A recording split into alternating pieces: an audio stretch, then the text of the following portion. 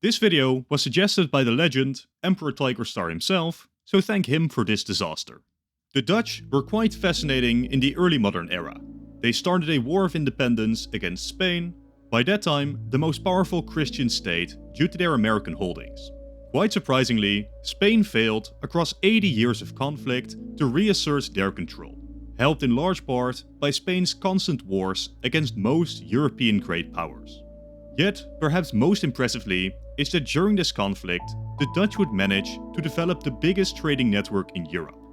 Most of the Dutch wealth would be made from the staple trade, where they'd get grain from Eastern Europe by trading it for Northeast fish, trading that grain to Italy in exchange for olive oil and marble, which they would then trade on further, etc, etc. The Dutch became the biggest middlemen for European trade. My favorite fact about this trade network is that Dutch traders would deliver Norwegian wood to the Spanish, who would then use it to build warships to use against the Dutch. And this Dutch wealth was then further increased by them overtaking the Portuguese monopoly in Asia, as the Dutch East India Company, sometimes credited as being the most valuable company in history, further increased the insane wealth of the Dutch. This so-called Dutch Golden Age would last for a while, as they embarrassed their rivals, like when they sailed up the Thames to destroy the British Navy. Everything was going well for the Dutch, until an ungodly coalition assembled against them, as France and England teamed up, while also bringing in some minor German states. This coalition would completely devastate the Dutch defenses and end their golden era. But before we dive into this alternate conflict, why don't you dive into one yourself in the free-to-play World of Tanks? If you enjoy history, this is the game for you, as you can take control over any of hundreds of historical vehicles and engage in exciting player versus player combat. Fight in historical battlefields, from the deserts of North Africa to the snowy fields of Russia. Coordinate with your teammates, outmaneuver your enemies, and dominate the combat. There really is a playstyle for everyone, whether it's a bulky heavy tank, a smaller but faster light tank, or a medium one with aggressive precision. To make it even better, besides the game itself being free, new players will also be rewarded with 7 days of premium access, 250,000 credits, and a free tank upon signing in. So, what are you waiting for? Go down to the link in the description and use the code COMBAT to claim your free reward. While the Dutch were being devastated by the Franco-English coalition, Johan de Witt, basically the Prime Minister of the Netherlands, had focused very much on improving the Dutch fleet. Obviously, this fleet wasn't very useful when the French invaded over land. The quite upset Dutch population would brutally murder, disassemble, and even eat parts of Johan de Witt and his brother. But today, we are going to end the Dutch Golden Age even earlier and in a more dramatic way. We all know that the Dutch are quite below the sea level. So what if, for some reason, the Dutch, and only the Dutch, are hit with a devastating flood, sinking most of their territory? I don't think I need to tell you that this premise is quite unrealistic, especially if we only have it hit the Dutch. But that is what we're doing today. And importantly, that deletes the Dutch center of trading and finance in Holland and Zeeland. Of course, after the initial wave, the sea would pull back significantly again, but the damage have been done and the Dutch are crippled beyond repair. Now, in terms of the year I chose 1640, because it would be towards the end of the 30 Years' War, which importantly had merged with the Spanish-Dutch War as well. With the Dutch being flooded in the middle of this war, whatever remains would hardly put up a solid fight, as refugees flood across the region. Whatever remains of the Dutch forces may keep fighting for a bit, but I'd very much put my money on a Spanish reconquest of the remaining territories, restoring Spanish rule over the region completely. With this, a great power has disappeared overnight. Now immediately, Europe would face an economic downturn, as the Dutch, as middlemen, were wiped out, and hundreds of ships already on voyage will return to find their homeland sunk. The loss in wealth, both in material wealth as well in the loss of trading connections, would be staggering. Any trader remaining would try to find a new home for their operations. Some would flee to the Hansa cities of Central Europe, but most might seek a more dynamic homeland. Sticking with the Spanish or moving to Iberia is out of the question, as most of these traders will be Jewish or Protestant. I might imagine that the state that manages to capture most of them would be the Protestant English, as the surviving Dutch traders relocate to London. In my opinion, England is easily the best candidate, as they were Protestant and already a trading naval power. The center of European trade would move to London about a century earlier. Meanwhile, the Spanish would get the butt end of the deal, as sure, they have restored their control over the lowlands, but really, how profitable is this new territory now? Oh, and just to have it covered, I very much doubt that this late defeat of the Dutch has any major consequence on the rest of the 30 Years' War as a whole. I'm sorry for the quick intermission, but by far most of you aren't subscribed. To keep up to date with all the latest releases, consider doing so. Thank you. Alright, so let's explore the specifics of the boost that the English get here. Here is the Dutch Empire at the time of the sinking and the Spanish reconquest.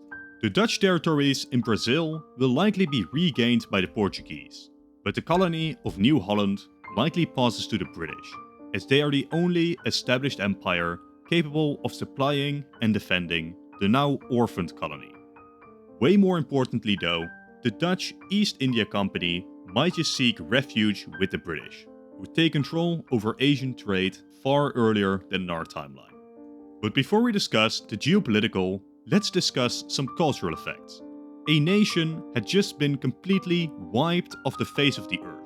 That is significant, especially considering that the flood specifically targeted not just a single area, but a single state.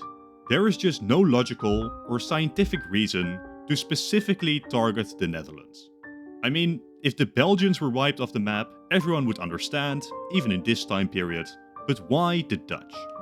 Great floods are very significant in most religions, and that very much includes Christianity, especially considering the fact that the flood came during the greatest religious war in European history. People would be quick to take notice. For the Catholics, their opinion about the flood would be quickly formed.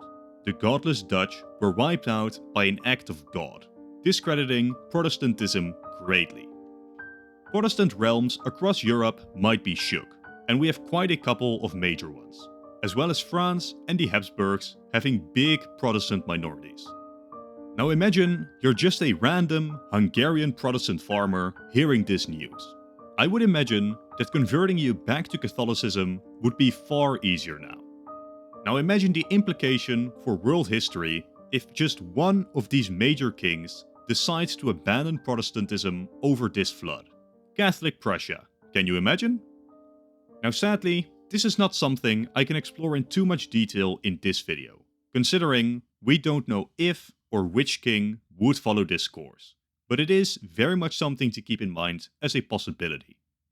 Personally though, I highly doubt a two major wave of Protestant renunciations would take place. After all, the Protestant faith isn't one big collective. You've got Calvinists, who mostly follow the teachings of John Calvin, you've got the Lutherans, who follow the teachings of Martin Luther, and then you've got British Anglicanism, which is a confusing mixture of all three. Of course, even this only covers the main three, as for the most part, each Protestant nation has their own church and even smaller sects internally. Now why is any of this relevant to what we are discussing? Well, because the Dutch mostly followed Calvinism. While it would be awkward for the Swiss, the other Protestants could simply refer to the simple fact that they aren't at the bottom of the sea to prove that God doesn't hate Lutherans, they hate Calvinists. Don't get me wrong, Protestantism takes a big hit across Europe, but the hit is mostly felt by your average believer shaken with fear, and far less by the people in power and theologians. Now the cultural aspect I would imagine rising is the myth of Atlantis. Comparisons are very easily drawn.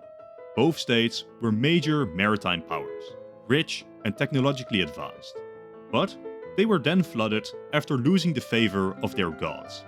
This could easily open up a new critical look at the Atlantis myth, what it represents, and what God was punishing the Dutch for. For many, it could be interpreted as God punishing the greed of the Dutch.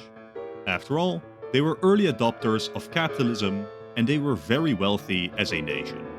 Was this God's way of telling us to stop focusing on material wealth and move away from the Renaissance, carpe diem, seize the day, back to the medieval memento mori, remember, you must die? For many, they interpret the flood as a sign from God that he does not tolerate the decline of the importance of religion.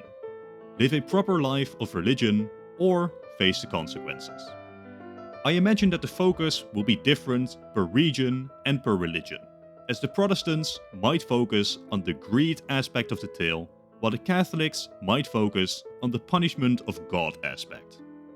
The Protestants could easily build a counter-narrative that Protestantism isn't inherently flawed, but the Dutch merely had a wrong interpretation of it, going too deep into the carpe diem of it all instead of focusing on the personal connection to God that should trump everything else. Alright, I'm sorry for the lack of map changing in that section. Let's now cover potential geopolitical consequences in history. Here we start focusing on the English again. Around this time, they suffered from their Republican Civil War, and I don't see this being any different here. Lord Cromwell and his dictatorship, the Puritans, and the restoration of the monarchy I don't see being radically different.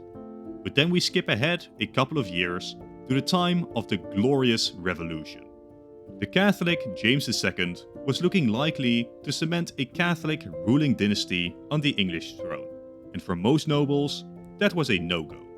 So they turned to William of Orange, the stadtholder of the Netherlands, who through his marriage to James' daughter Mary had a suitable claim to the throne. Thus, in our timeline, a Dutch army, supported by most of the English nobility, installed this Dutchman on the English throne. This unity between the English and the Dutch was quite important, as together they represented a major part of the constantly shifting anti-French coalition that dominated the era's politics. All of this, obviously, cannot happen as the Dutch don't exist, and Prince William is either never born or simply a random nobleman. This makes a major part of this timeline: who does Mary marry? King James preferred to marry her off to the heir to the French throne, which could have had the fascinating consequence of unifying the French and British royal houses. Obviously though, this was unrealistic, as the nobles of England would never stand for such a marriage. Sadly though, we don't really have a list for alternatives for Mary, meaning I cannot say anything for certain about this oh so important marriage. But just imagine if a Prussian, Danish or Swedish heir had married Mary. That would be fascinating. Imagine a Prusso-British union, combining the Prussian army with the British navy. Or the Swedish option, as this was right during their peak of power.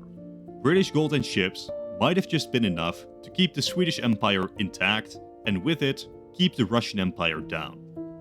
Now of course, sadly, none of these options are realistic, all requiring great dynastic shenanigans to make happen. Still, they are fascinating to contemplate. More likely though, the entire issue is avoided, as Mary simply marries a random high-ranking nobleman.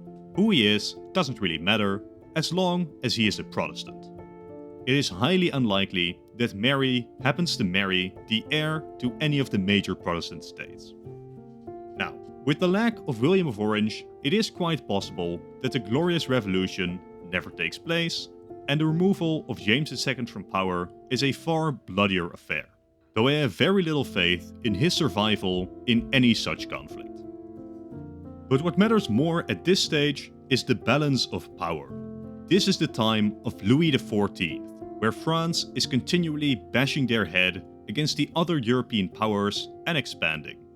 Yet, the removal of the Dutch has also removed a significant opponent for the French, and the war where this becomes the most relevant is the War of the Spanish Succession. Suddenly, Spain has switched sides, from being firmly anti-French to being ruled by the same dynasty. Yet, in this alternate conflict, the Dutch, a significant contributor to the war effort, is just not there. What does this matter? Well, let's explore a timeline where the French decisively win the War of the Spanish Succession. This isn't a crazy concept. The Dutch provided the second largest coalition army, and their geographic position allowed for the overrunning of Belgium, becoming a major bargaining chip during negotiations. Of course, the lack of this front line doesn't immediately guarantee a French victory, but it's a very good start. It could allow the French to start focusing on the Habsburgs as Bavaria joined the war, allowing France to put pressure on the Habsburg capital. Even worse, the Hungarians had launched a massive war for independence during this time.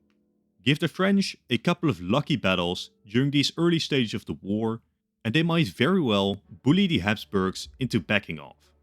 In extreme timelines, this could cause a near complete collapse of the Habsburg monarchy.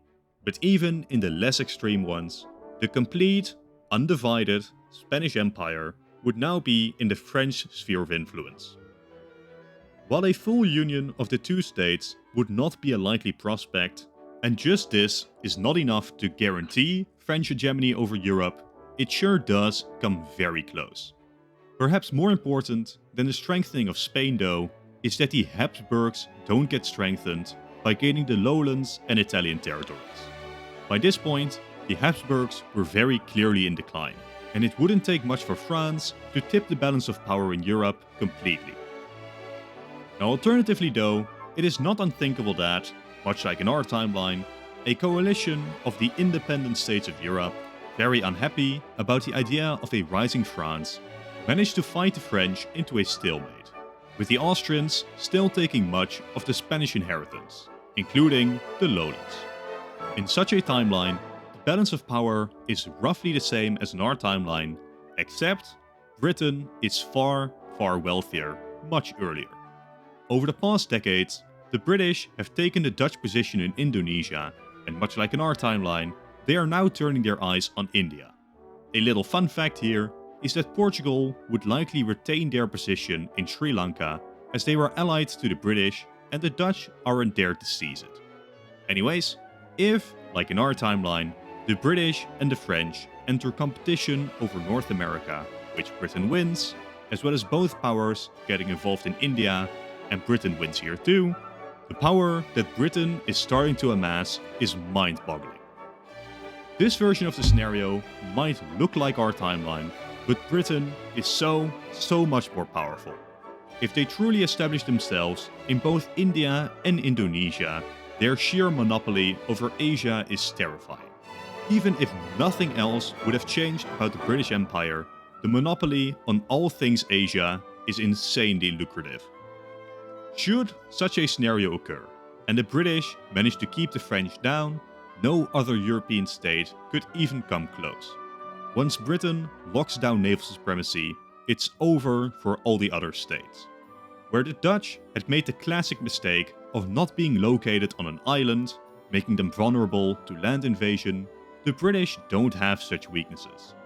Not only has this Britain been boosted by the fleeing Dutch merchants, they have also been boosted by not having to compete with the Dutch, the second biggest colonial power of the era. Even if nothing else in history has changed, which it has, obviously, Pax Britannica will be far more solid in this timeline. Now, as a quick conclusion to this video, I want to zoom in to the lowlands. In the decades following the flood, Protestantism would be mostly stamped out of the region. The areas that remain, whether under Austrian or Spanish hegemony, would become mostly uniform. There is no concept of a Netherlands and a Belgium, and whatever a modern day looks like, if the lowlands ever get independence, they will do so as one big Catholic nation, perhaps with the loss of French-speaking regions in timelines where France becomes really powerful.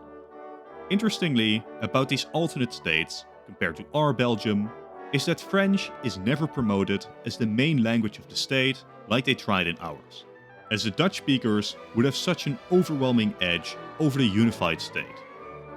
Anyways, with that, I think I will end the scenario. Obviously, I had to be a little bit vaguer in this one, as removing a great power from history tends to do that, but I still hope that you enjoyed. Before we sign off, a quick reminder to get World of Tanks from the link in the description below and start playing with your free rewards. For now, thank you all for watching. Consider leaving a like and a comment, as well as subscribing. If you've enjoyed this video, click on the video on top to watch another in this series. If you've already seen it, then I'm sure that the bottom one is great too. Once again, thank you all for watching, and goodbye.